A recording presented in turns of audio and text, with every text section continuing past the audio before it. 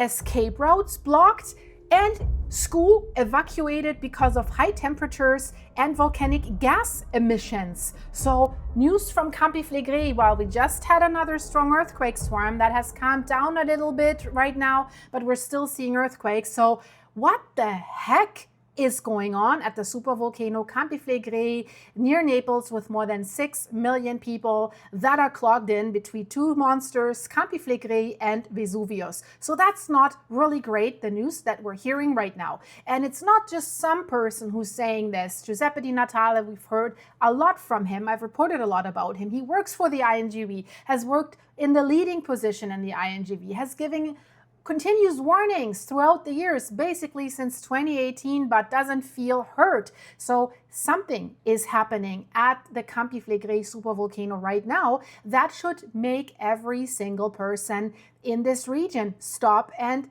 think. A school in Pozzuoli. Pozzuoli is in the red area, basically right on the epicenter of the volcano, where we see most of the volcanic earthquakes, where the volcanic crisis is unfolding most, with the land rise, with the bradyseism, with the most likely scenario for an eruption, phreatic or even worse. But phreatic, that is not so unlikely, and it happens without warning. We know, White Island style. A school in Pozzuoli had to close. Again, we've had that last year.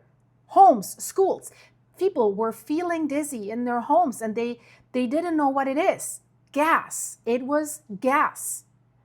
Carbon dioxide levels in the school, in the basement, were measured so high that authorities shut the building down and they ordered further investigations. Well, they should know what it is. They had to close down schools last year. And that is not even the only red flag, we have to say, because elevated temperatures were also measured there. And I want to show you images, I've shown you that before, of a structure also nearby, where you see the volcano is ripping holes in the concrete walls. The sulfur coming from the gas, it's coming everywhere. You see that this is coming from the steam. The fumaroles are coming through structures. So this is not a joke. And they have built on the volcano, on the edges of that crater. So the higher temperatures, that is something we haven't seen before. So this tells us something is emerging. So now we're not just talking about, like in the last few times, the usual earthquake news, right? Alarming earthquakes. We're not talking just about that bradyseism. We're not just about talking about that the land is rising beneath the caldera. We're talking about dangerous gas accumulation inside a public building, inside a school building. We're talking about rising heat in the ground, ongoing pressure in the volcanic system. That is what it is. Doesn't mean we will see an eruption tomorrow, but it is concerning. It is. And then at the very same time, we have growing criticism that the escape routes for this area may not function at all if just a stronger earthquake hits. And we've seen this before also last year, when the head of the INGV, like the Vesuvius Observatory, they are the ones that are giving out the warnings that should give the public information about that volcano. They're also in this area. So when there was a strong earthquake, magnitude 4.4 or 4.6, their personnel couldn't even get there because there was a road closure on the main highway that is built with a lot of bridges and columns and very, very vulnerable. That's their main escape route. This is where all the escape routes from the city lead to. So again, these members of the INGV didn't try to get away because of the earthquake. They chose the opposite direction. They wanted to come to the crisis center, and they couldn't even get in for hours. So this tells you something. And so this matters a lot if your escape routes may not function after an earthquake. And What about an eruption when there's even more panic, right? They have tried, I mean, all they've done is update escape routes, and they say, yeah, we will upgrade some infrastructure, but this will take until late 2027. And this matters a lot because Campi Flegrei does not only become dangerous if it erupts, it becomes dangerous when the warning signs keep stacking up while the ability to respond may already be breaking down. And especially the red zone, Pozzuoli. I mean, we have, Mastro Lorenzo said, well, at least evacuate like a 1.5 mile, 2-kilometer radius around the Solfatara crater, where we see all the epicenters, the fumarolic activity, the temperature increases, the gas emissions, right? And he said that last year. The Petronio Institute in Pozzuoli had to close because of the gas emissions. Have happened right after high carbon dioxide concentrations were once again measured in the school's basement. The authorities responded by closing the school and initiating further investigations. But what really stands out is that they also measured these elevated temperatures. And that's a major point because it suggests that it's not just an isolated, like indoor air problem, but it's something tied to this unstable hydrothermal environment of the Campi Flegrei volcano. So the school in question is the Petronio Institute on Via San Gennaro Agnano, and it lies at the base of the southeastern flank of the Solfatara crater. So it's not some distant location on the edge of the caldera, it's right up against one of the most hazardous sections in this volcanic system. So why is that school still open? That is really what you wonder. I mean, they built it there a while ago, but why are they still operating it in that danger zone? So what is this institute? It's an integrated school in the Italian state system. It combines elementary and middle school levels with students up to around 14 years, so small kids. Put them in that danger area. That's crazy, right? So children, young teenagers are going to school in one of the, I have to say it, one of the most geologically dangerous urban settings all over Europe, maybe in the world. That institute has a over 100-year history, has served as an orphanage, as a hospital, and since the 1980s as a school. And we had a volcanic crisis in the 1980s there. So nope, they kept going. They kept it there. And why am I mentioning the history of it? Because the historical detail matters, because it shows that this site has long been used for, I have to say, critical community functions, right? Even though it sits in this area that should raise very serious questions about long-term safety. So the timing is also important, in my opinion. Just one day before, the INGV has also released their weekly bulletin, and that bulletin has confirmed that the Campi Flegrei volcanic system is still under pressure. They have reported elevated seismicity. I have reported about this as well over the previous weeks. We've had 95 earthquakes, has also shown a slight increase in carbon dioxide emissions at Peschiarelli in the Solfatara area.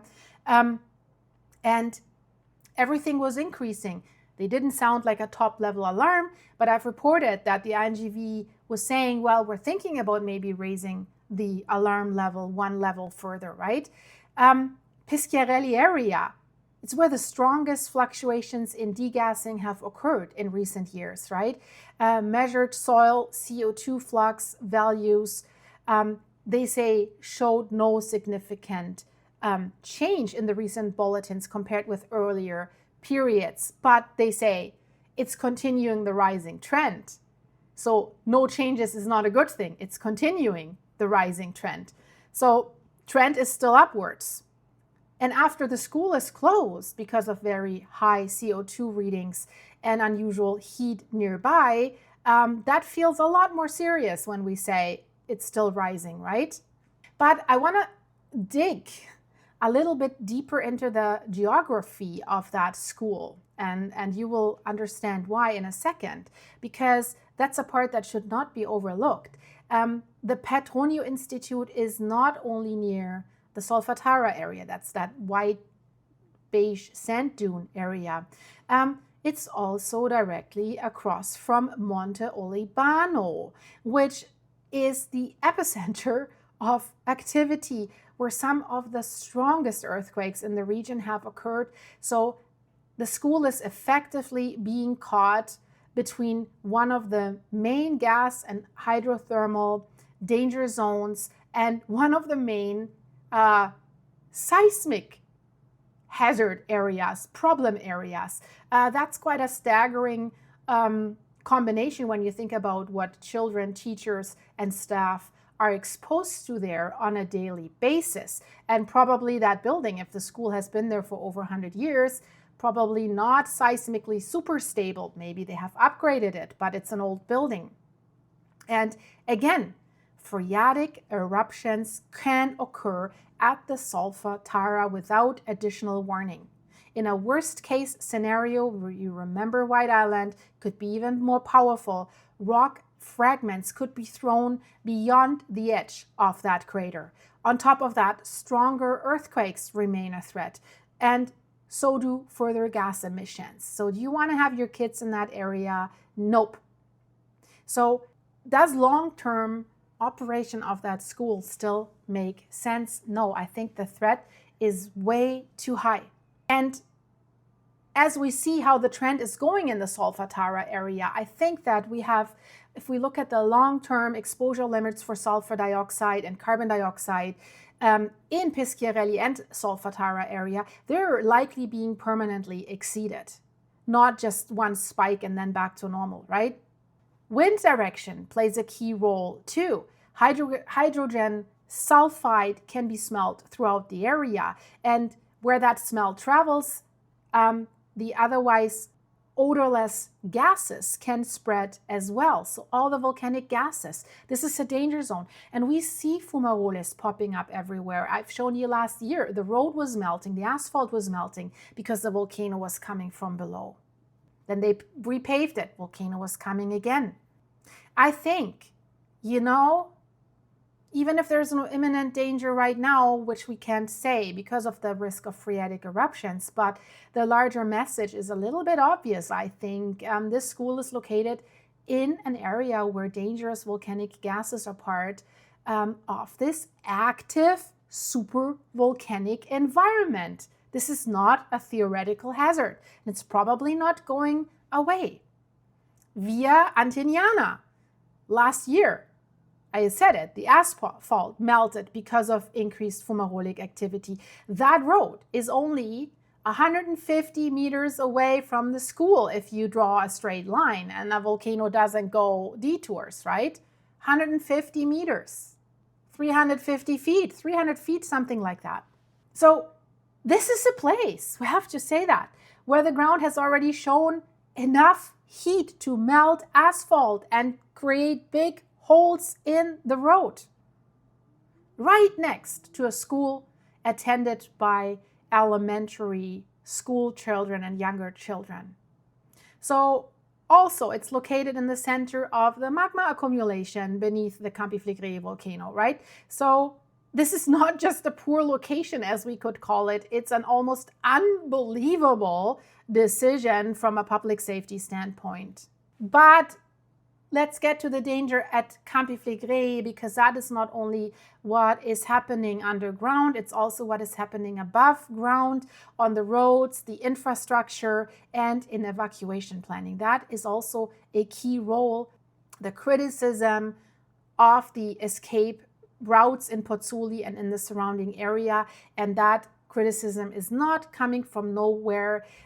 Giuseppe Di Natale has told the Italian media that the existing emergency measures of the municipality of Pozzuoli are deeply problematic, and that after they just revised them last year and made new maps and plans and everything, right? He believes a single stronger earthquake could be enough to plunge the whole region into chaos, and I believe that as well. And his core point is absolutely brutal, I have to say. An orderly evacuation of more than 500,000 people in this red area around Pozzuoli would simply be impossible, he says, under current traffic conditions with numerous construction sites, broken roads, blocked emergency routes already. And don't forget, leading structural engineers are telling us if we see a magnitude 5.1 earthquake in this area, Naples, so many buildings will crumble. We will see a devastation. We will see hundreds of thousands of people be ended.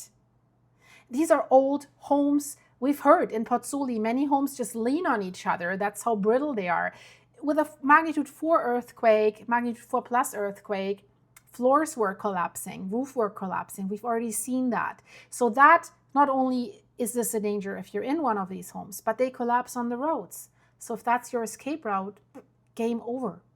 And then they're talking about 500,000 people in the red zone. But let's say there is a larger earthquake or a phreatic eruption. Do you think the rest of Naples will just sit there and wait whether there will be a bigger eruption and we all will all be doomed? No, there will be a mass panic. Everyone's going to try to get out and then they can't. This is what worries me so much. So Giuseppe Di Natale paints an alarming picture, especially for the area between Bagnoli and Via Diocletiano. This is a zone that has been affected by this volcanic crisis, the Brady seism, for around over 20 years right now. It started in 2005, and this area is one where the earthquakes have already damaged numerous buildings. So on top of that, important roads at times have been partially impassable for weeks. So even before any major escalation, the system that people would rely on to escape is already compromised. So that alone would worry anyone who assumes a clean, functioning evacuation network is ready to go. It's not ready to go as it seems. And you know, if you watch my channel, I've always had my doubts. So the situation is even made worse by construction works and the heavy traffic of large trucks that is happening there, right? These factors greatly intensify the problem, especially in Bagnoli, where chaotic conditions, we have to say, and hours-long traffic standstills happen regularly, even without an emergency. So if you already have a traffic jam there and then an earthquake happens, the roads are not clear. They're just not. So if we add panic, stronger shaping, possible road damage, debris, tens or hundreds of thousands of people, if we add that to the already existing scenario, if they're all suddenly try to leave, the roads that are already barely functioning under normal conditions, they could become deadly bottlenecks in a real crisis. This is really dangerous. And Giuseppe Di Natale's criticism goes straight at the realism of the emergency planning. According to him, the concepts like functioning escape routes or the evacuation of up to 600,000 people are in strong contradiction with the actual traffic situation on the ground. In other words, what exists on paper with these new evacuation planning and routes may not exist in practice. He's been criticizing that since 2018 at least, because it matters enormously, because a plan that collapses under real conditions is not a plan that people can trust. And then if we have events like the America Cup that is taking place, that's what Di Natale also says, it's like a large-scale project would worsen the chaos further and run against basic principles of risk prevention. That's a striking accusation because it suggests not only neglect, but decisions that may actively increase vulnerability in a region already under volcanic stress, right? That's what it is. So I want to make that clear. This is not just me thinking. What the authorities are doing there is quite crazy, and me pointing that out for the last 3 years. This is the local scientists that run the INGV. They're pointing this out. They're upset about this. They're warning, right? It's not just me thinking that. I want to make that clear. They're the experts, the local experts. And what Di Natale says is, and that I agree with him, very, very quickly, a stronger earthquake could trigger a panic. And especially during major events, there are already complete traffic blockages with whole neighborhoods cut off from escape routes. So that means there's already a real world preview of how fragile the road network is. So then ordinary congestion during events can isolate districts. And then a seismic emergency at the Campi Flegrei could turn those districts into traps. This is not a theoretical fear, guys. This is the exact scenario that Di Natale is warning about. But also, he broadens the criticism beyond Pozzuoli, because we have to say Naples is the same thing. Narrow, winding roads, old buildings. He says poor infrastructure and traffic chaos are not just a Campi Flegrei problem, but a wider problem in Italy's earthquake-prone regions. So we're talking about also earthquakes, doesn't even need a volcanic eruptions, right? So I hope this update was useful for you. If it was, please like and hype this video. It doesn't cost you anything, but it helps my channel. And if you want to fill me up with coffee, greatly appreciated. Link is in the description. And thank you for your supers. If you want to become a member for behind the scene videos, click the join button and support the channel in that way.